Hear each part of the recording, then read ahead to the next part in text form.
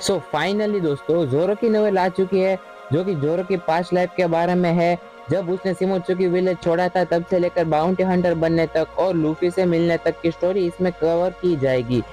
और इसके अंदर ऐसी कई सारे बातें हैं जो कि फैंस को जोरो के बारे में नहीं पता है। So hello fellow crewmates, I am your host Om and we are going to explain Zoro's novel. But उससे पहले हमारे चैनल को जल्दी से सब्सक्राइब कर लो, वरना आप आगे आने वाली नॉवेल्स को मिस कर दोगे।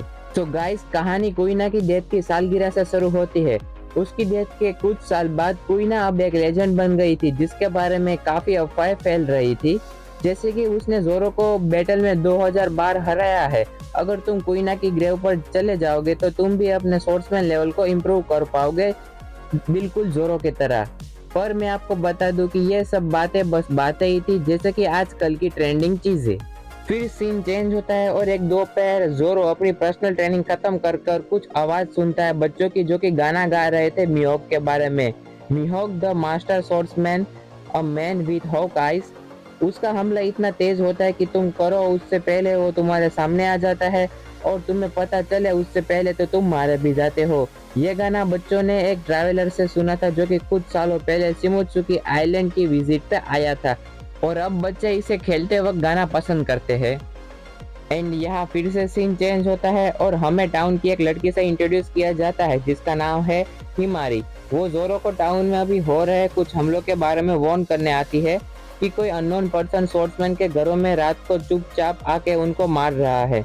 एंड ये बातें सुनकर जोरो बोलता है कि हमें ऐसे मर्डरर से डरने की जरूरत नहीं है, जो कि कमजोरों की तरह उसके टारगेट पर तभी अटैक करता हो जब वो अपने घर में आराम से सो रहे हो। भाई लोग, यहाँ पर रियली ये डायलॉग पूरी नोवेल का सबसे बेस्ट डायलॉग था जोरो का, और ये डायलॉग आराम से यार जोरो की पर्सनालिटी को एक्सप्लेन कर देता है कि हमारा जोरो भाई किसी से हार मानने वाला में से नहीं है। एंड फिर हिमारी बोलती है कि ऐसी अफवाहें है कि ये अटैकर की ट्रू आइडेंटिटी के पीछे शायद मियोक हो सकता है, और तो और सुनने में आया है कि ये वही इनक्रेडिबल पावरफुल स्वॉर्ड्समैन है जिसने कुछ सालों पहले इस एरिया के 2000 डोजोस को चैलेंज कर कर उनको डिफीट किया था, जिसको लोगों ने डोजो डिस्ट्रॉयर का टाइटल भी दिया था। फिर ये जानते हुए कि करंट अटैकर एक महज नकलची है, जोरो इस मामले पर ज्यादा ध्यान नहीं देता। अभी आप लोग ये सोच रहे होंगे कि जोरो ने इसको नकलची क्यों कहा, तो इसका रीजन आपको वीडियो में एंड तक मिल जाएगा। प्लीज कीप वॉचिंग, ओके दोस्तों। लेकिन हिमावरी वर्ड होती है क्योंकि उसने बच्चों से गाए हुए गाने में मियोक का नाम सुना होता है, और वो जोरो से बात करती रहती है और कहती है कि हालांकि जोरो विलेज में सबसे स्ट्रॉन्गेस्ट है, पर वो बस एक मेंटिस की तरह है जो कि कमजोर कीड़े को खाता है। इफ एक बार जोरो विलेज छोड़कर जाएगा तो ही will be finished after encountering a bear. यहाँ पर हिमारी जोरो के पोटेंशियल पर डाउट करती है, और जोरो हिमारी को एक छोटू सा चाकू देता है, जिससे जोरो मछलियां काटने का काम करता था। विलेज के अंदर एक बूढ़ी अम्मा रहती थी, उसकी हर बार जोरो हेल्प करने के लिए जाता था और यह चाकू वहां पर यूज करता था।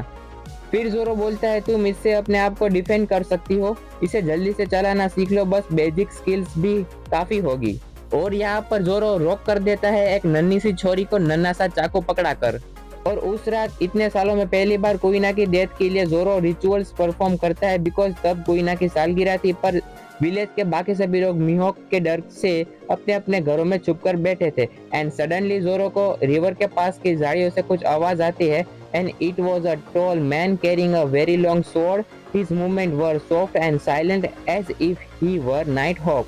उसे देखकर जोरो उसको फॉलो करने लगता है, शायद वही नाइट अटैकर है। ऐसा सोचकर जोरो उसके पीछे भागा जाता है, और वो मास्टर कोशिरो के घर के तरफ ही जा रहा होता है वो अटैकर, और जोरो उससे पहले वहां पर पहुंच जाता है। और जोरो उसके मास्टर को नींद से जगा देता है और बोलता है कि let me deal with this intruder. And master उसको परमिशन भी दे देते हैं कि हाँ बच्चा जा, उससे निपट ले, मैं थोड़ी देर और सो लेता हूँ। और ऐसे बोलकर मास्टर कोशिरो फिर से अपने बेड पर सो जाते हैं। एंड देन जोरो अटैकर का वेट करते करते नर्वस हो जाता है और सोचता है कि वो शायद मिहोक का सामना करने वाला है, जो कि पूरी दुनिया का स्ट्रॉन्गेस्ट स्वॉर्ड्समैन है। एंड उसको हराने के बाद जोरो का कुइना से किए गया हुआ प्रॉमिस पूरा हो जाएगा। एंड फाइनली जोरो ने अटैकर से उसकी पहचान पूछकर उसका सामना किया। अटैकर ने जवाब दिया कि वो डोजो मास्टर को चुनौती देने के लिए आया था।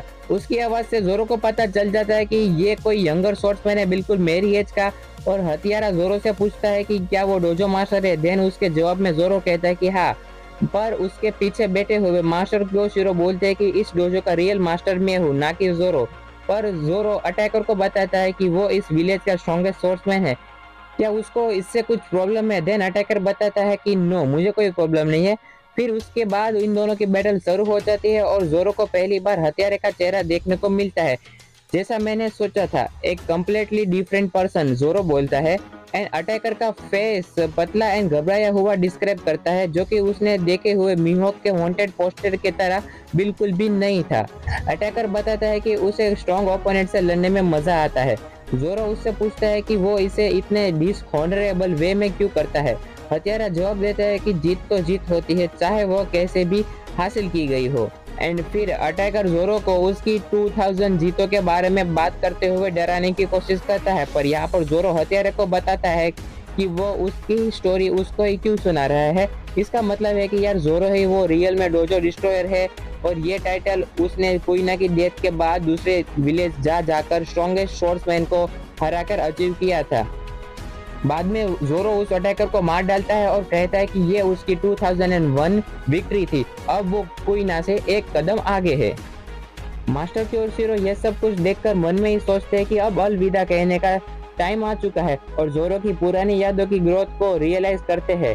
अब क्योशिरो कई सालों से जोरो का सामना नहीं कर पा रहा था, इसलिए जोरो दूसरे टाउन में न्यू ओपोनेंट ढूंढने के लिए निकल जाता है।